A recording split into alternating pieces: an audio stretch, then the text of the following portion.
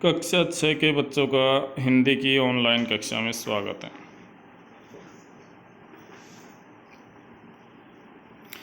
आज हम हिंदी वसंत भाग 1 का बचपन का पाठ पढ़ाएंगे। मैंने आपको यहाँ तक पढ़ा दिया था, उभरता कोलाहल तक।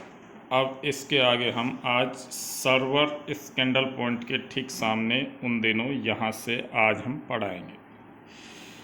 तो सभी बच्चे ध्यान से देखेंगे। यहाँ पर कृष्णा सोबती इस पाठ की लेखिका अपने बचपन के बारे में बता रही है। तो चलो शुरू करते हैं। सर्वर स्कैंडल पॉइंट के ठीक सामने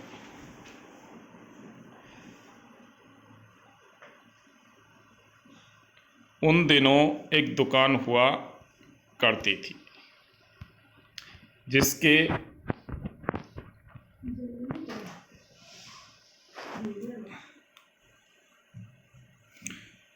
सर्वर स्कैंडल पॉइंट के ठीक सामने उन दिनों एक दुकान हुआ करती थी जिसके शोरूम में शिमला कालका ट्रेन का मॉडल बना हुआ था। इसकी पटरियां, उस पर खड़ी छोटे छोटे डिब्बों वाली ट्रेन, एक और लाल टिन की छत वाला स्टेशन और सामने सिग्नल देता खंबा, थोड़ी थोड़ी दूर पर बनी सुरंगें।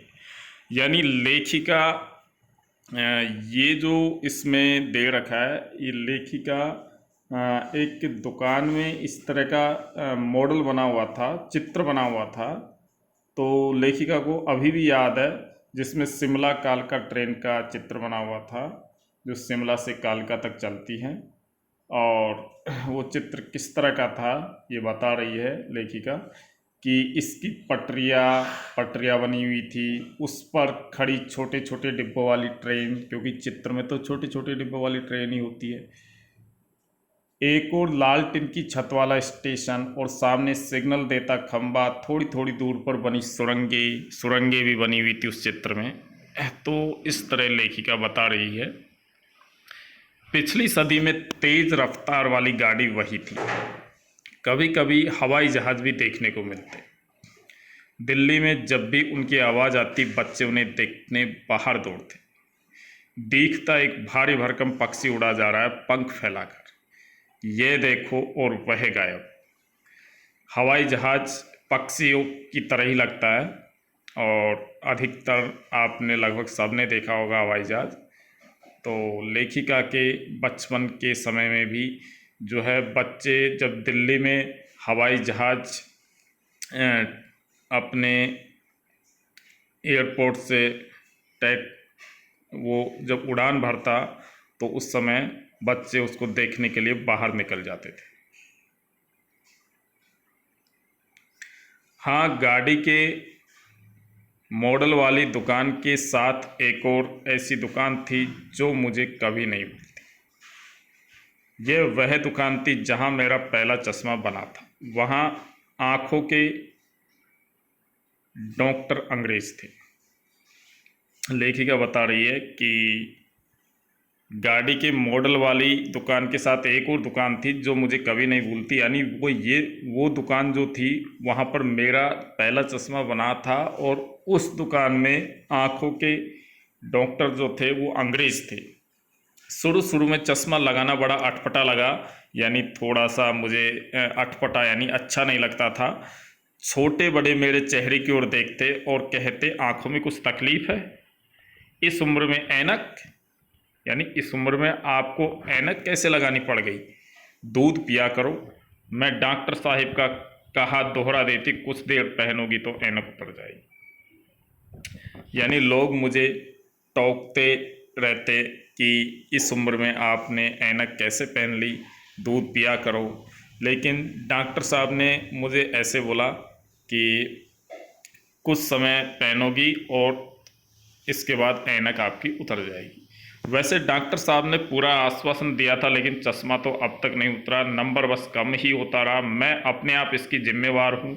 जब आप दिन की रोशनी को छोड़कर रात में टेबल लैंप के सामने काम करेगी तो इसके अलावा और क्या होगा?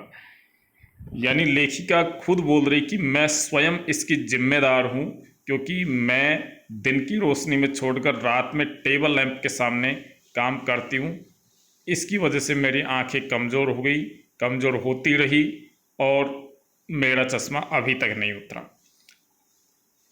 हाँ, जब पहली बार मैंने चश्मा लगाया तो मेरे एक चचेरे भाई ने मुझे छेड़ा, देखो देखो कैसी लग रही है। यानी मुझे एक चचेरे भाई, मेरा एक चचेरा भाई है, उसने मुझे चिढ़ाया कि कैसी लग रही है।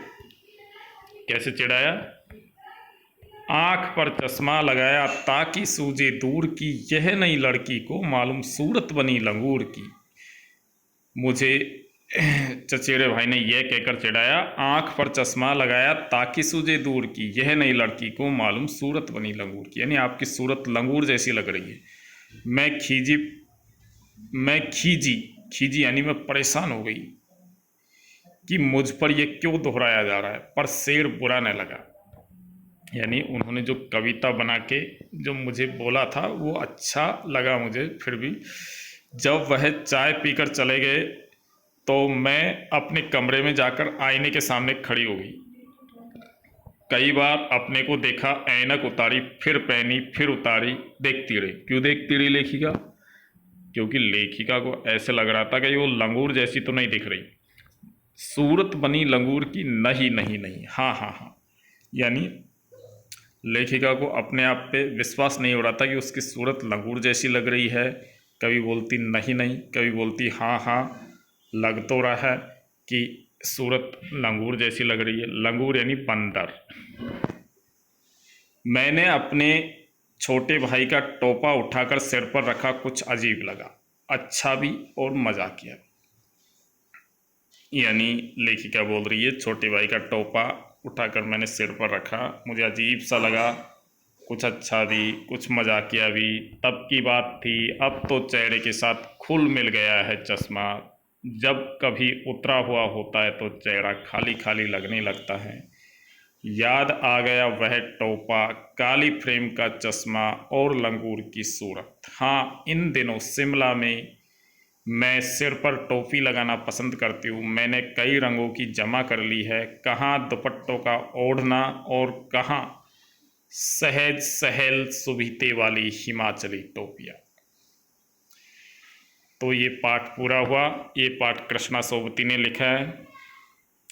आप इस पाठ के मैंने 3 वीडियो बनाए, इसको आप बार बार देखोगे। धन्यवाद।